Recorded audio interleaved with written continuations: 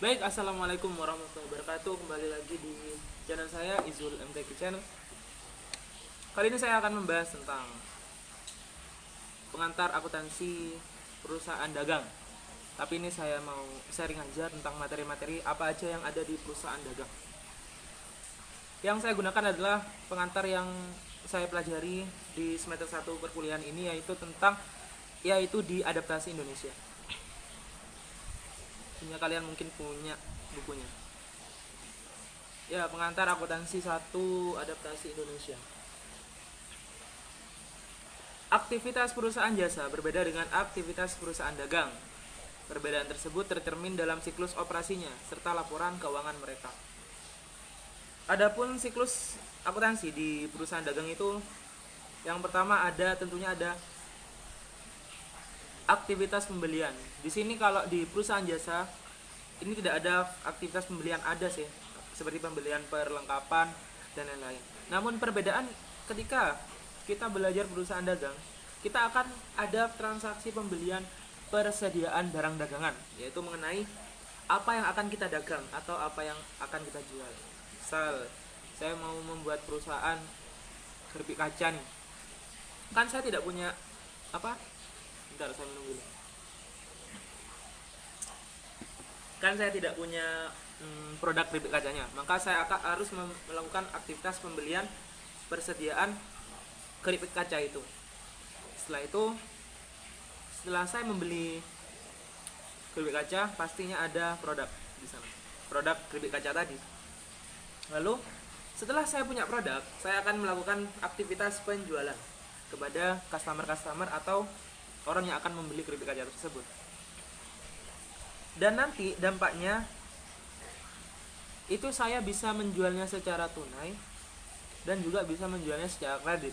Otomatis ketika saya menjual barang secara kredit atau orang utang kepada saya, misalkan ada teman saya Bambang, Zul, saya mau beli keripik kacanya tapi saya bayarnya nanti tanggal 10 misalkan, itu berarti saya mempunyai piutang kepada Bambang. Saat tanggal 9 atau seperti janji Bambang tanggal 10, saya mempunyai kewajiban untuk melakukan penagihan, untuk menagih piutang saya, sehingga nanti piutang itu akan ketika teman saya Bambang membayar kepada saya akan memperoleh kas. Sehingga setelah aktivitas piutang penagihan, saya akan memperoleh uang berupa kas.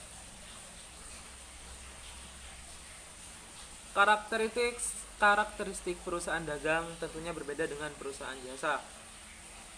Hal ini dapat tercermin dalam laporan keuangan. Perbedaan-perbedaannya diilustrasikan dalam laporan laba rugi sebagai berikut. Ketika kita belajar perusahaan jasa, tentunya di sana di laporan keuangan hanya ada pendapatan jasa dikurangi beban operasi sama dengan laba neto atau laba bersih. Beda halnya dengan perusahaan dagang. Ketika kita belajar perusahaan dagang, saat membuat laporan laba rugi, di situ akun pendapatan jasa tidak ada, karena ini perusahaan dagang ini melakukan proses transaksi penjualan. Jadi di sana ada akun penjualan, yaitu saldo normalnya di sebelah kredit. Di saat ada penjualan, lalu kita kurangi beban pokok penjualan. Beban pokok penjualan ini bahasa kasarannya harga kulaan. Otomatis misalkan saya ngulak atau membeli dari orang lain produk keripik kaca, misalkan 2000 per 20 gram, saya akan jual, otomatis tidak akan saya jual 2000, mana saya tidak akan dapat untung, maka saya akan menjualnya 3000 rupiah. Setelah itu beban pokok penjualan, timbullah laba bruto. Dari laba bruto ini masih akan menjadi laba neto dengan cara dikurangi beban-beban operasi, misalkan beban biaya angkut, beban administrasi, beban listrik, beban dan lain-lain. Transaksi perusahaan dagang. Transaksi perusahaan dagang dicatat di akun-akun dengan menggunakan aturan debit kredit seperti aturan biasanya. Sebagian besar perusahaan dagang menggunakan sistem akuntansi terkomputerisasi yang dilengkapi dengan laporan seperti jurnal khusus dan jurnal pembantu. Kita akan beralih ke transaksi pembelian. Dalam pencatatan transaksi perusahaan dagang, khususnya pada pencatatan persediaan itu ada dua sistem, yaitu ada sistem perpetual dan sistem periodik. Bedanya, kalau kita menggunakan sistem perpetual, kita bisa mengetahui setiap saat berapa jumlah persediaan kita. Tapi kalau periodik kita tidak bisa, karena kita harus mengecek secara langsung atau secara fisik, menghitung langsung ke gudang untuk mengetahui jumlah persediaan. Karena ini saat pembelian dan penjualan barang dicatat dalam akun persediaan dan buku besar yang berkaitan. Sedangkan di periodik, catatan persediaan tidak menunjukkan jumlah yang dijual. Jadi misalkan kita membeli persediaan nih, kalau di perpetual pastinya akun yang didebit adalah persediaan pada hutang atau kas. Tetapi kalau kita mencatat secara periodik, akunnya itu bukan persediaan, tapi yang didebit itu pembelian pada hutang atau kas. Jadi seperti itu. Jumlah barang yang pada perpetual, jumlah barang tersedia untuk dijual dan jumlah yang terjual dilaporkan dalam catatan persediaan secara terus-menerus, sehingga kita dapat mengetahui jumlah persediaan kita secara setiap harinya. Tetapi dalam metode periodik, dalam persediaan fisik atau physical inventory atau periodik disiapkan pada akhir tahun dengan cara menghitung secara fisik.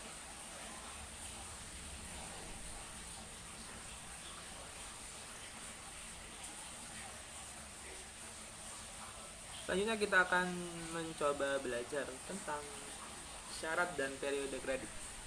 Syarat kredit, syarat pembayaran yang disepakati penjual dan pembeli. Tunai, pembayaran dilakukan ketika pengiriman secara langsung.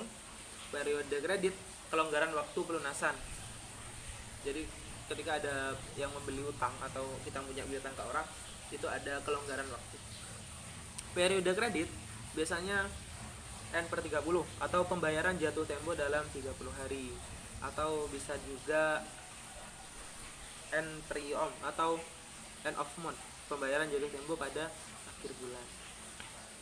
Diskon dan retur. Diskon mendorong pelunasan sebelum batas akhir periode kredit.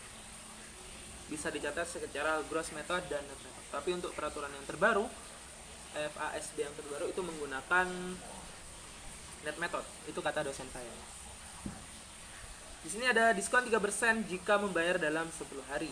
Atau biasanya ada 2/10 N30, 3/10 N30, 2,5/15 N30. Itu artinya itu periode pembayarannya itu 30 hari. Tetapi jika membayar 10 hari akan mendapat diskon 3%. Cara membacanya seperti itu. Saldo normal diskon pembelian adalah sebelah kredit. Tapi ketika saldo normal diskon penjualan di sebelah debit. Selanjutnya adalah retur atau pengembalian barang karena rusak atau tidak sesuai. Saldo normal retur pembelian di sebelah kredit.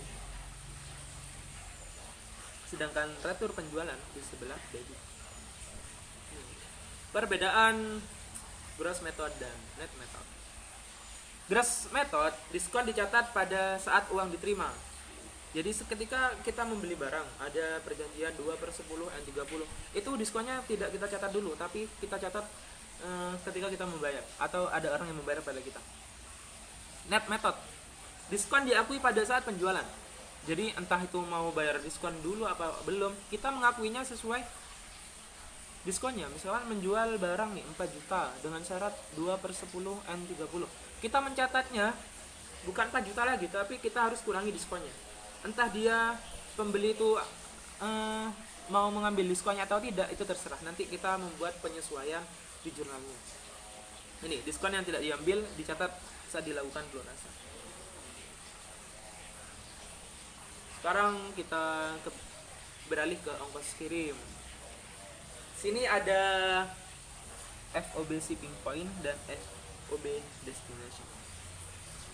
Kita tidak perlu pusing. Ketika ada FOB shipping point, shipping kan membeli. Nah, itu berarti ongkos kirimnya dicatat oleh pembeli. Ketika destination, ongkos kirim ditanggung oleh menjual.